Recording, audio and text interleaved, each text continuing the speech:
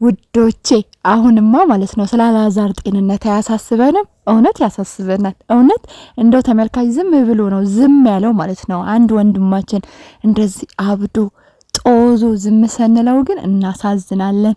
እንዴት ናችሁልኝ? ደህና ናችሁ ወይ የኔ ውድ ቤተሰቦች፣ የኔ ቅን ቤተሰቦች እንዴት ናችሁልኝ? የኔ ቅኖች፣ የኔ ማሮች እንግዲህ ዛሬ አረንጓዴ እያያችሁ ኢትዮጵያን እያያችሁ የኢትዮጵያ ገጠርን እያያችሁ ራሳችሁን አዝናኑ ማለት ነው። ሰሞኑ በአዳዲስ ቪዲዮ እመጣለሁ እና እንዴት ናችሁልኝ? ደህና ናችሁ? የኔ ቅልቦች በጣም ነው ማመሰግነው። ወዳችኋለሁ፣ አከብራችኋለሁ።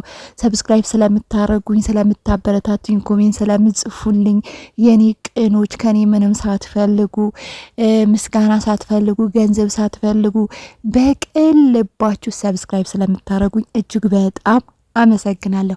እንግዲህ እኛም ከስደት አዲስ አበባ ከአዲስ አበባ ገጠር የትውልድ ቦታችን ገብተናል።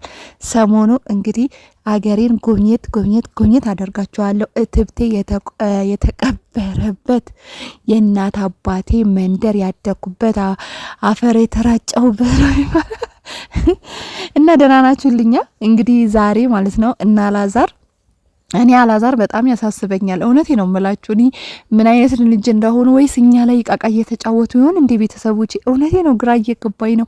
እኛ ላይ ቃቃ እየተጫወቱ ነው ወይስ ጅላ አድርገው ነው? እኛም እኮ እንደነሱ ተጃጃልን። እውነቴ ነው የምላችሁ በጣም ነው የተጃጃል ነው ማለት ነው። ትንሱ ማለት ነው በዚህ አቋምሽ በዚህ ውሳኔሽ ማለት ነው እንደው አቋምሽ ቀይረሽ እቺ ያላዛር እኛ አትታረቂ አንልም። ምክንያቱም አትታረቂ ብንል ደግሞ እግዚአብሔር ይታዘበናል፣ ሰውም ይታዘበናል። እግዚአብሔር ዋሽታሹ በተለይ ማለት ነው እና ማነው ባልና ሚስት ዋሽታችሁ አስታርቁ ነው የሚባለው። ስለዚህ ያ ስለሆነ አሁን የእናንተ ችግር ይሄ የሁለታችሁ የጥንዶች ወይም የባለትዳሮች ችግር አይደለም፣ እናውቃለን።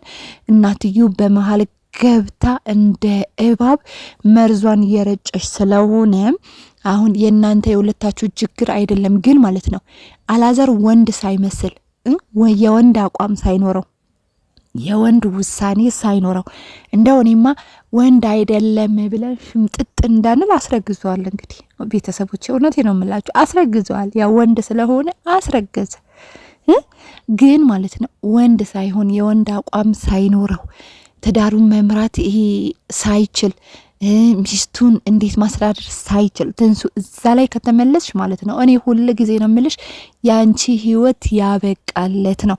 ምክንያቱም እንታረቅ ብላችሁ ከአንዴም ሁለቴ ሶስቴ መታችኋል። እናትዮ ከህይወታቸው ውጪ አልወጣም ብላ ሙጭጭጭጭጭ ብላለች ማለት ነው። እሷ ካልወጣች ደግሞ አንቺ እስከ መጨረሻ ድረስ ማልቀስሽ አይቀርም። የኔ ውድ ቤተሰቦች ማልቀሷ አይቀርም፣ እውነት ለመናገር ትንሱ ማለት ነው።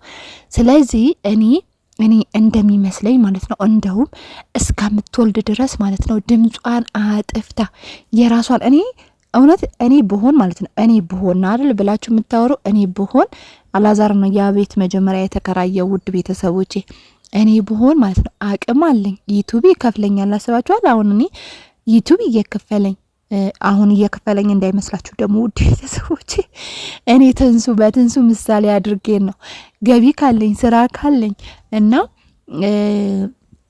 የራሴ እንደውን ድምፄን አጥፍቼ ነበረ የራሴን ቤቴን ተከራይቼ እቃዬን አሟልቼ የማያውቁት ቦታ ገብቼ ዝም ብዬ ቪዲዮን እየሰራውኝ ለተመልካች የሚወዳት ሰው አለ። እውነት በጣም የሚወዷት ኢትዮጵያዊ ቀን የሆኑ እኔ በጣም ነው የምትገርሙኝ። እውነቴ ነው የምላችሁ በተለይ ቤተሰቦቼ ማለት ነው የኔም ቤተሰቦችና የሌላም ዩቲዩበር ቤተሰቦች በጣም ትገርሙኝ። በነገራችን ላይ የኔም ሰብስክራይብ አድርጋለሁ እውነት ለመናገር ማለት ነው። ግን በቃ በጣም ቅንነታችሁ ይገርመኛል። አንዳንዶቻችሁ ታዋቂ ስለሆነ ዝና ስላለው ምናምን ሰብስክራይብ የምታደርጉ አላችሁ። ያ ሰው ታዋቂ ስለሆነ ልክ ይሄ እሱ የሚበላው ነገር አካፍሎ እንደሚሰጣችሁ አይነት ነገር አስባችሁ ሰብስክራይብ ላይክ የምታደርጉ አላችሁ። አንዳንዶቹ ደግሞ ለምን እሱ እህቴ አያልፍላትም፣ ለምን ወንድሜ አያልፍለትም፣ የኔ ሰብስክራይብ የሚጠቅመው ከሆነ የኔ ላይክ የሚጠቅመው ከሆነ ብላችሁ ከውስጣችሁ የመነጨ ቅንነት ለእናንተ እግዚአብሔር ምስክሬ ነው። እግዚአብሔር በሰማይና በምድር መዝገብ አድርጎ ነው የሚጽፍላችሁ። እንዳትንቁኝ፣ እውነቴ ነው። የቅንነት ትንሽ የለም። በነገራችን ላይ ርዕሴ ላይ እንዳልወጣ የቅንነት ትንሽ የለም እና አንዳንዶቻችሁ ከነዛ ማሽቃበጥ የምትፈልጉ አንዳንዶቻችሁ ነው ያልኩት። ግን ብዙ አሁን የኔ አይነት ቤተሰቦች ብዙ መልካሞች አላችሁ። አውቃችሁኝ አይደለም። ከኔ ምንም ፈልጋችሁ ምስጋና ፈልጋችሁ ምንም ፈልጋችሁ አይደለም።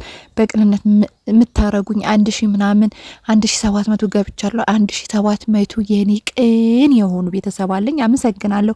እግዚአብሔር ነው በነገራችን ላይ የሚሰጠው፣ ሰው የሚሰጠው እግዚአብሔር ነው። እውነቴ ነው የምላችሁ። እኔ እግዚአብሔር የሰጠኝ እናንተ ስጦታዬ ናችሁ። ወደፊትን ከእናንተ ጋር ብዙ ነገር እንደምቀጥል አምናለሁ እና ከርሴ ምን ለማለት ፈልጌ ነው፣ ትንሱ በጣም ብዙ የሆኑ እኔም ያው ሰብስክራይብ አድርጌያት ነው ትንሱን ያገኘዋል። ስለዚህ ብዙ የምንወዳት ኢትዮጵያኖች አሉ ማለት ነው።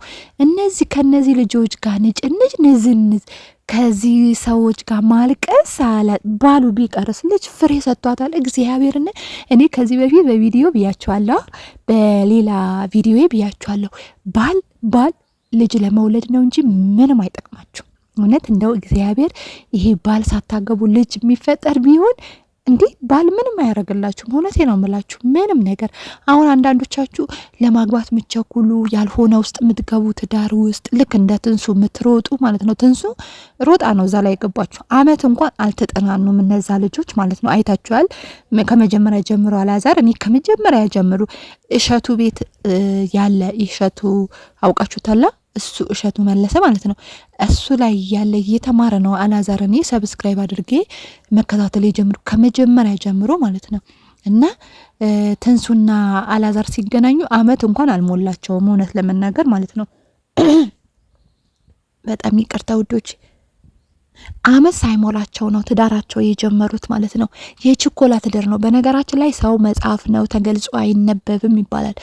ስላጠናችሁ ትዳራችሁ ይስተካከላል፣ ስለተጠናናችሁ ትዳራችሁ ይስተካከላል፣ ህይወታችሁ ይስተካከላል እያልኩኝ አይደለም። ትዳር ከእግዚአብሔር ነው። እግዚአብሔር ከሰጣችሁ ያልተስተካከለ ትዳር ከሆነ እግዚአብሔር በራሱ ጊዜ ያስተካክለዋል። አንዳንዴ ደግሞ የተስተካከለ ትዳር እንኳን ከሰጣችሁ እንደዚህ በሰዎች ጣልቃ ሰይጣን እየገባ ብትንተናችሁ ያወጣዋል ማለት ነው። እና ለትዳር አትቸኩሉ። ሁለተኛ ነገር ከገባችሁም በኋላ ማይሆናችሁ ከሆነ ፍቺ በእርግጥ እግዚአብሔር ይጸየፋል፣ ይጠላል። አትፋቱ ይባላል። ግን ከአቅማችሁ በላይ የሆኑ ነገሮች ከሆኑ መቼም እግዚአብሔር ልትሞቱ እናንተ አይፈልግም፣ ህይወታችሁ እንድታጡ አይፈልግም። እንድድኑለት ልጁ ስለሆናችሁ፣ ስለሚወዳችሁ፣ ስላከበራችሁ፣ እዚች ምድር ስላመጣችሁ፣ በምክንያት እዚህ ምድር ላይ ስለምትኖሩ እግዚአብሔር የእናንተ መኖር ይፈልጋል በራሱ ጊዜ እስከሚወስዳችሁ ድረስ። ስለዚህ እኔ እህቶቼ በተለይ አረብ ሀገር ያለ ነው ለትዳር በጣም እንቸኩላለን፣ በጣም ማለት ነው። ምክንያቱም ይሄ እድሜ ሄደ ልጅ መውለድ አልችልም፣ ምክንያቱም ያለ የምናስበው ነገር ስለሆነ እኔ አረብ ሀገር ስለሰራው እድሜ ሄደ እኮ ልጅ መውለድ አልችልም እኮ ለልጅ በጣም እንጨነቃለን። መጽሐፍ ቅዱስ ላይ አስታውሱ የክርስቶስ ቀን ሲመጣ እውነት እኔ አሁን እሱን ቃል በጣም እያጽናናኝ ነው ማለት ነው። እውነቴ ነው የምላችሁ ከወለዱ ማህፀን ነው ጡት ካላጠቡ ጡት፣ እንግዲህ ቃሉን ከተሳሳትኩኝ በጣም ይቅርታ። መሀል የሆኑ ሴቶች እግዚአብሔር የሚያመሰግኑበት ቀን ይመጣል ብሎ ክርስቶስ ተናግረዋል ማለት ነውና ምንም አያጓጓም። ደግሞ አሁን ምንም ልጅ የሚያጓጓ ነገር የለም። እውነቴ ነው የምላችሁ ምንም። ምክንያቱም ያሁን ልጅ አይጠቅማችሁም። ከስንት አንዱ እግዚአብሔር የባረከው ካልሆነ ማለት ነው።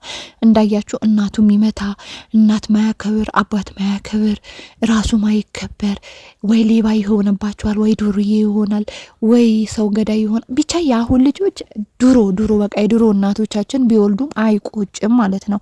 እና ወደ ከርሴ ወጣሁኝና ስለዚህ እህቶች አንደኛ ነገር ለትዳራቸው ኩሉ፣ ሁለተኛ ነገር ትንሱ ተመልሰሽ እዛ ቤት ከገባሽ ማነው ከነሱ ጋር እናትዮ እንድትመለስ ካደረግሽ ሁሌ በቃ ያንቺ ስራ ማልቀስ ነው የሚሆነው። ስለዚህ ትንሱዬ ራስሽን አረጋጊ፣ በአቋምሽ ጽኚ። አሁን እወጣለሁ እንዳልሽ ውጪ፣ ከቤት ውጪ፣ የራስሽ ቤት ተከራይ፣ የራስሽ እቃ ግዢ፣ አቅም አለሽ። እኛም ደግሞ ሰብስክራይብ እያደረግልሽ ቪዲዮሽን እያየን ነው፣ ኮሜንት እየጻፍን ነው። ስለዚህ ውጪ፣ ከዛ ህይወት ውጪ። ወንድ ልጅ ደግሞ ስትኩራሩበት ነው እንጂ ከተለማመጣችሁት ጭንቅላታችሁ ላይ ወጥቶ ፊጥ ነው የሚለው። እውነቴ ነው የምላችሁ። ወንድ ልጅ ማለት ነው ፍቅረኛም ከሆናችሁ ኮራ በሉ።